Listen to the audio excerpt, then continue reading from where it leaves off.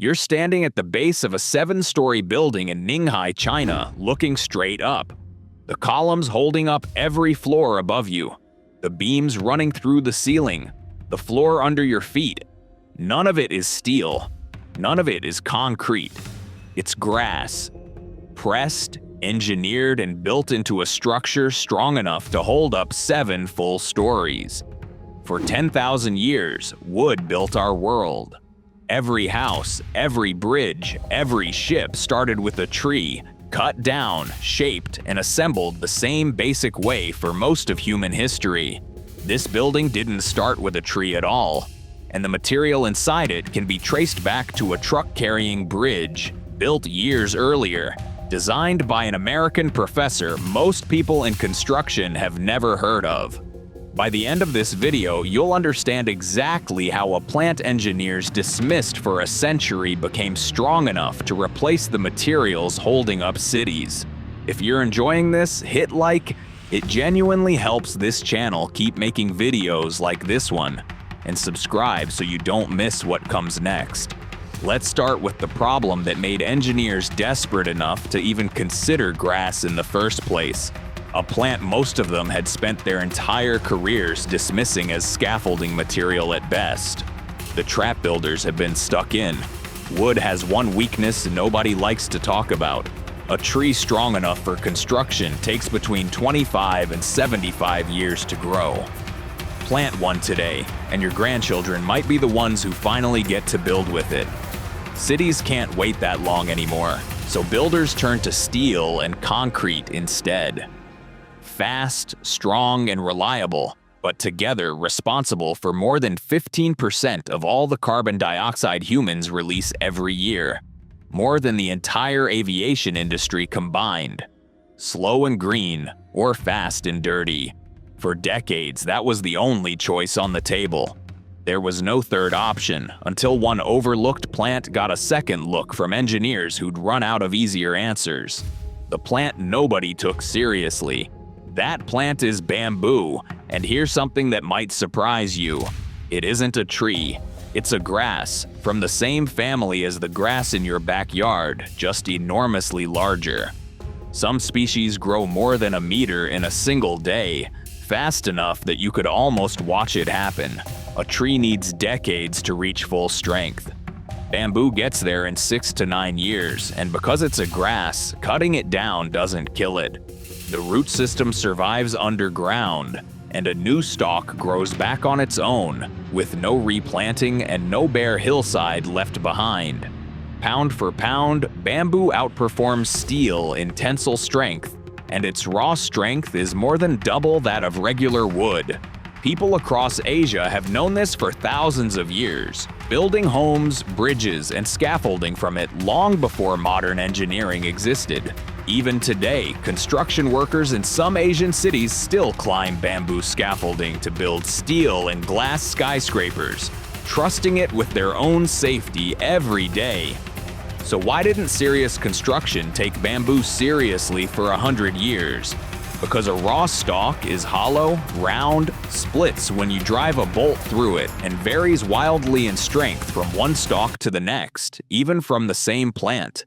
A building inspector can't approve a beam that's probably strong enough. Engineers need consistency, the same performance every time, in freezing cold or scorching heat, decades down the road. Wild bamboo could never promise that, which earned it a nickname that stuck for a century: the poor man's timber. The breakthrough that changed everything wasn't a better type of bamboo. It was a completely different way of thinking about it. Crushed, not cut. Instead of cutting bamboo into planks like wood, what if you crushed it into raw fiber first? The way flour starts as crushed wheat rather than as a neatly cut slice of grain. That's the idea behind bamboo scrimber. Machines tear a whole stalk apart along its natural grain in a process the industry calls fiberizing, until what's left looks like a loose pile of stringy fiber. Nothing like lumber anymore, more like rough straw than a plank of wood. Every one of bamboo's old weaknesses, the hollow center, the round shape, the inconsistent strength, simply disappears because the original stalk no longer exists in any recognizable form. Workers dry the fibers, soak them in resin so everything binds together, align them in one direction, then press everything under. Extreme heat and pressure, squeezing out almost all the trapped air in the process. What comes out of that press is dense enough to actually be heavier than water, with a hardness that beats most hardwoods sold today. A wild, unpredictable plant has been turned into a uniform, manufactured material you can order by the beam, and the process wastes almost nothing. Roughly 80% of the original bamboo gets used, including bent or low-quality pieces that would normally be thrown away as scrap. Peer-reviewed testing on bamboo scrimber has recorded compressive strength ranging from around 65 up to over 160 megapascals depending on density and manufacturing method, genuinely competitive with structural timber used in real buildings today. China's own scrimber industry was already valued at roughly 20 billion yuan by 2021, with exports of 1.7 million square meters of finished product in that year alone. Real commercial volume, not laboratory samples. A lab material is one thing. Getting it approved for real buildings is a completely different fight, and that fight took decades, from hut material to building code. Building codes move slowly on purpose, because getting a structural material wrong isn't just expensive, it's dangerous. And an inspector can't sign off on a beam just because one study claims it seems strong enough. Engineered bamboo has spent years being tested against the same international standards used for timber, and research has genuinely exploded during that time. Nearly 7,000 studies on engineered bamboo were published in the 10 years leading up to 2024 alone. That mountain of evidence is exactly what convinced engineers to stop treating bamboo as decking or scaffolding and start treating it as genuine load-bearing structure. Once that confidence arrived, projects that would never have gotten approved a decade earlier suddenly started clearing the paperwork, and architects who once avoided bamboo entirely began specifying it for load-bearing columns instead of just cosmetic paneling. And here's where the American connection comes in. The bridge that started it. Back in 2007, in the village of Liang, Hunan Province, an 8-ton truck rolled across a brand new bridge built almost entirely from engineered bamboo, the world's first bamboo road bridge rated for real vehicle traffic.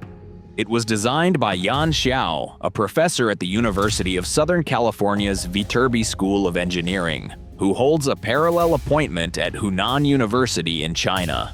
His team assembled the entire 10-meter span in about a week, using just 8 workers and no heavy construction equipment, using prefabricated bamboo elements that snapped together on site rather than being built up piece by piece. A duplicate version of that same bridge, built on the Hunan University campus for further testing, showed strength well beyond what the public Liang Bridge was rated for. And Xiao's group kept pushing the research forward from there for close to 2 decades, moving from footbridges to vehicle bridges to full building structures, each project adding more of the testing data that regulators would eventually need to see before approving anything larger.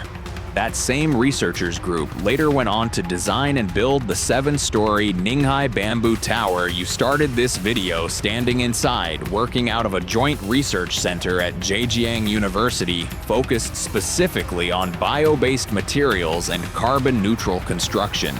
The building was published in the Journal of Structural Engineering as the world's first 7-story engineered mass bamboo building, with prefabricated bamboo columns, beams, and floors throughout, standing over 20 meters tall. An American university professor working across 2 countries for the better part of 2 decades is one of the people who took bamboo from a village footbridge to genuine multi-story architecture. This isn't a purely domestic Chinese story, even though China is the one who ultimately funded and scaled it.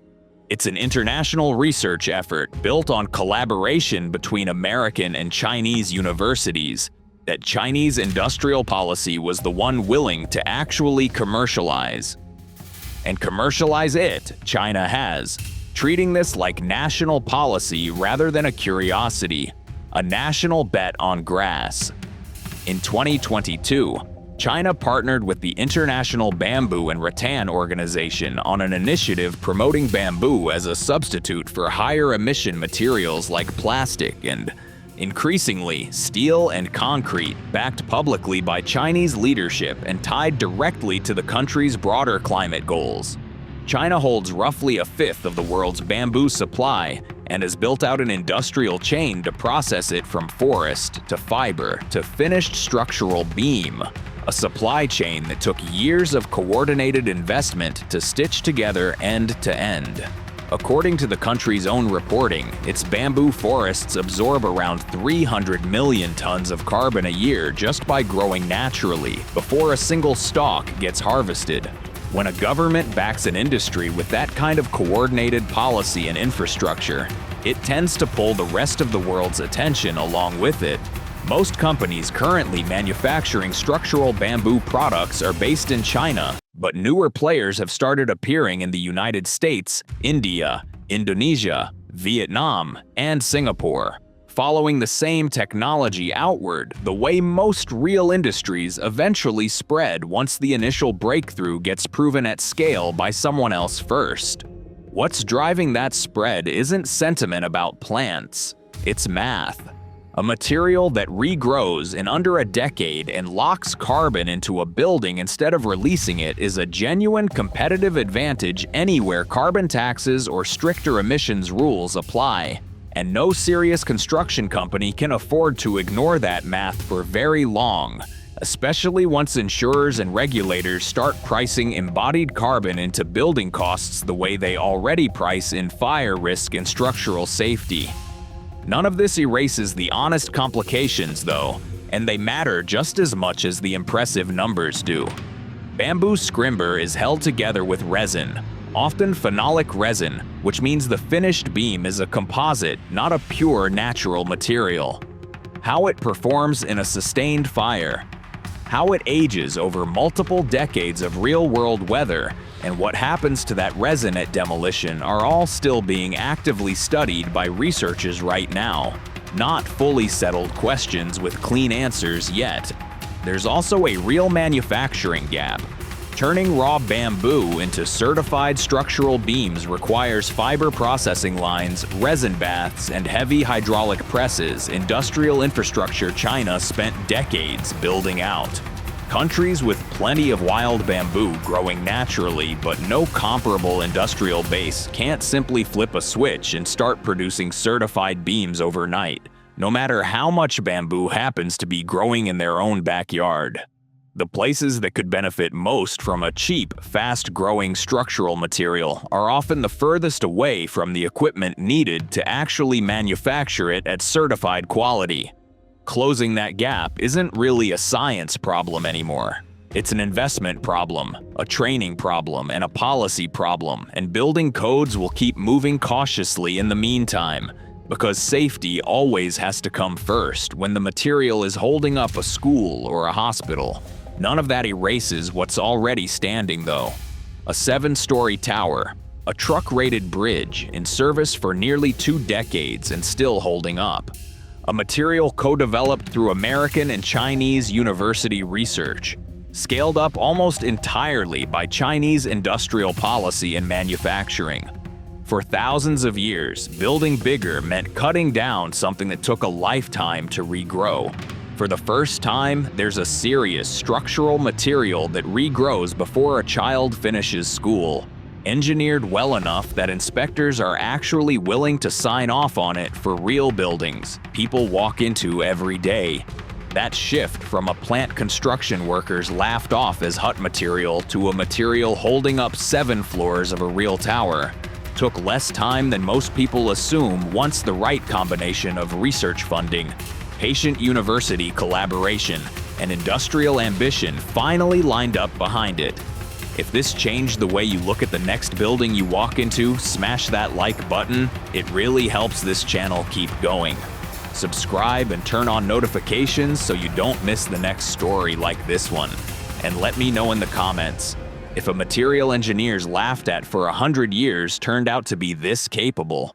What else do you think is sitting in plain sight right now, waiting for someone to look at it differently?